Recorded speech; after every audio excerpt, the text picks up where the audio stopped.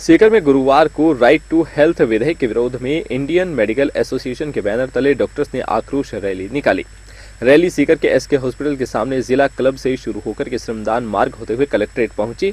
Doctors ने राज्य सरकार के खिलाफ नारेबाजी कर कलेक्टर डॉक्टर अमित यादव को मुख्यमंत्री अशोक गहलोत के नाम ज्ञापन देकर बिल में संशोधन करने की मांग की है।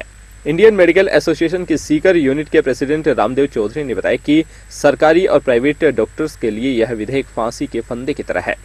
इसे चुनाव से ठीक पहले सरकार ने डॉक्टर्स और आम जनता के बीच विवाद पैदा करने के लिए बनाया है, ताकि सरकार को आम जनता का सपोर्ट मिल सके। यदि समय रहते सरकार संशोधन नहीं करती है तो आगामी समय में मजबूरन डॉक्टर्स को बड़ा आंदोलन करना पड़ेगा। डॉक्टर्स ने बताया कि इस विधेयक में राज्य स्तरीय प्राधिकरण और जिला स्तरीय प्राधिकरण के सदस्य के रूप में मेडिकल कॉलेज के प्रिंसिपल और हॉस्पिटल अधीक्षक को सम्मिलित नहीं किया गया है। यह दोनों चिकित्सा क्षेत्र में सर्वाधिक विशेषज्ञता के लिए होते हैं। इस विधेयक को पारित करने से पहले डॉक्टर्स ने किसी भी संगठन से कोई सुझाव नहीं लिया।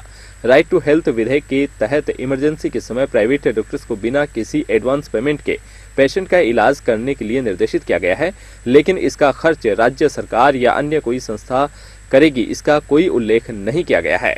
इस दौरान बड़ी संख्या में आईएमए से जुड़े चिकित्सक और सीकर के गणमान्य चिकित्सक मौजूद रहे।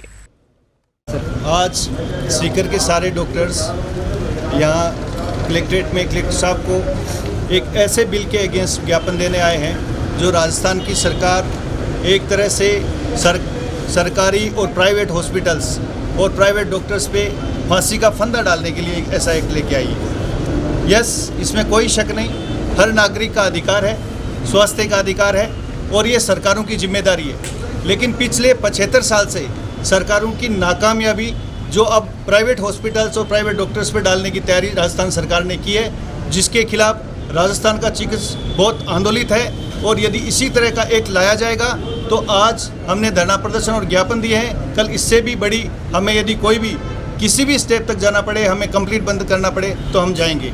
सरकार को ये समझना चाहिए, स्वास्थ्य का मतलब सिर्फ बीमारी नहीं है, स्वास्थ्य की 4-5 पाए हैं। स्वस्थ हवा, स्वच्छ पानी, खाना, शेल्टर, ट्रांसपोर्टेशन, ये सारी चीज़ें स्वास्थ्य का पार्ट हैं। यदि ये चीज़ें ठीक नहीं है तो स्वास्थ्य कंप्लीट नहीं होता।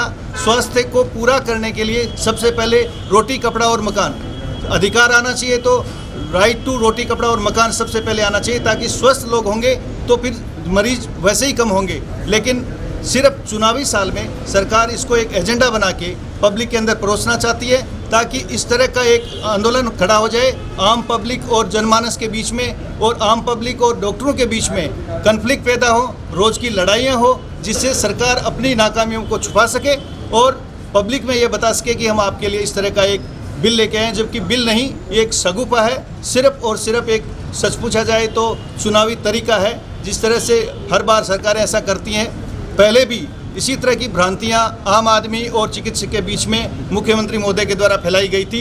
इसी तरह की एक और परिपाटी उन्होंने शुरू की है। इसको किसी भी हालत में चिकित्सक बर्दाश्त नहीं करेंगे। जय हिंद, जय चिकित्सक।